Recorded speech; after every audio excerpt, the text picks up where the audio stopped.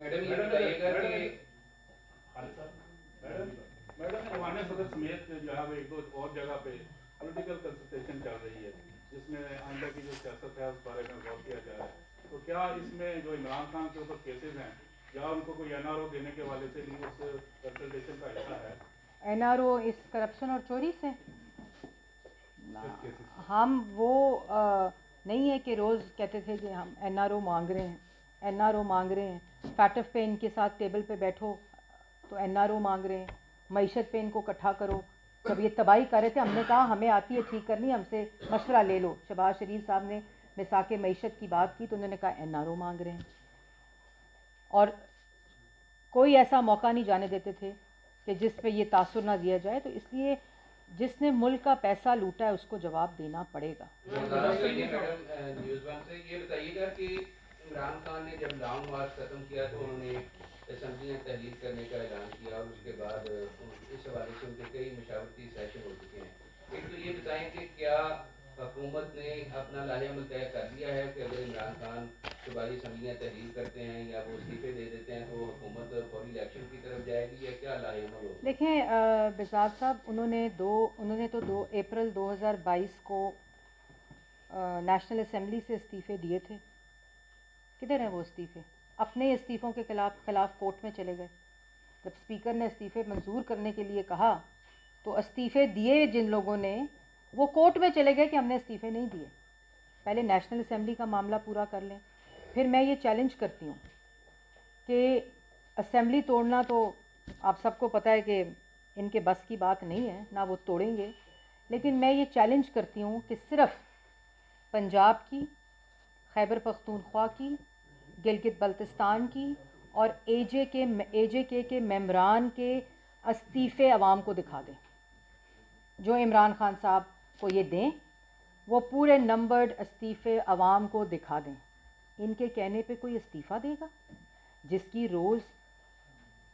जिसने वज़ीर आज़म हाउस को परचून की दुकान बनाया हुआ था, एसेट मेकिंग यूनिट बनाया हुआ था, हीरे जवाहरात और अगवा खाना बनाया हुआ था, उसके ऊपर कोई इस्तीफ़ा देगा? हमने PDM में इस्तीफ़े जमा कराए थे ना, तमाम मेंबरान के इस्तीफ़े टेलीविज़न पर चलवाए थे जो उन्होंने अपनी अपनी पार्टी की क़यादत को दिए थे। ये चला दें, ये दिखा दें। नेशनल असम्बली के इस्तीफ़े दिखा दें जहाँ आज भी तनख्वाह ले रहे हैं, आज भी मरात ले रहे हैं, आज भी लॉजेस में रह रहे हैं।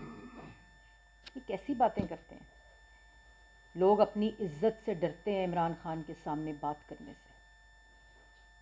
इस्तीफ़ा कोई नहीं देता क्योंकि इस्तीफ़ा उनकी कॉन्स्टिट्यूएंसी के लोगों की अमानत होता है। वो किसी फाशिस्ट के कहने पे, किसी जहनी मरीज़ के कहने पे, एक फसादी के कहने पे, एक साजिशी के कहने पे लोग इस्तीफ़ा नहीं देते।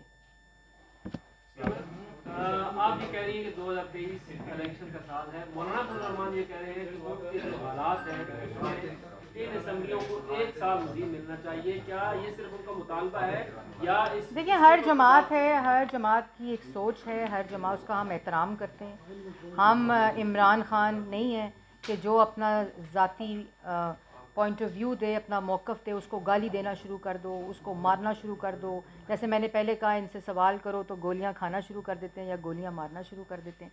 तो ये हर आदमी का अपना मौक़िफ़ है, हर आदमी का अपना वो है जो, लेकिन फ़ैसला आइन के मुताबिक होगा। अल्लाह ताला के फजल करम से अक्टूबर 2023 में पाकिस्तान में इलेक्शंस होंगे।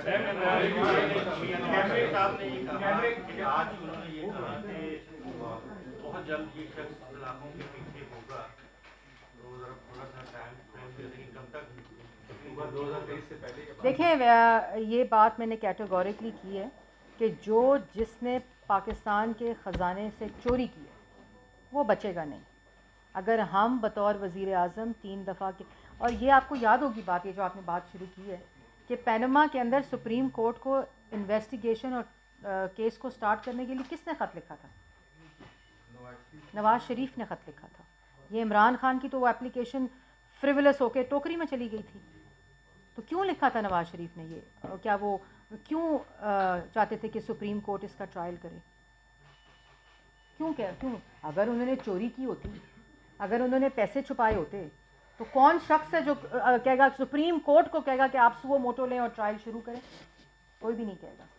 اور پھر کوئی یہ نہیں کہے گا کہ جو قانون موجود نہیں ہے کہ 40 سال کا حساب لو. ان کے مرحوم والد کا جواب دیا انہوں نے, ایک ایک چیز کا جواب دیا, اور یہاں 4 سال کا جواب نہیں دیا جا رہا جو عمال نامے دیے.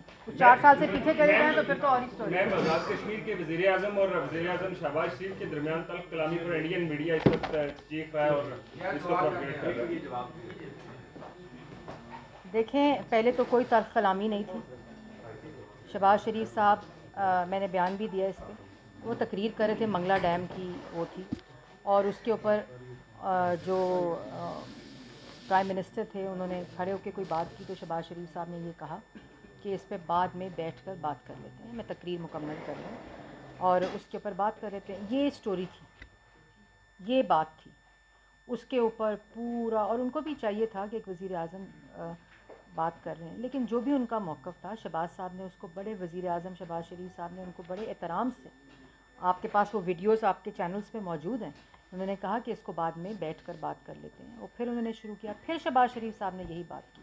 لیکن یہ وہ حرکت کرتے ہیں پاکستان تحریک انصاف والے جس سے انڈیا میڈیا خوش رہے اور ان کو خبر ملتی رہے.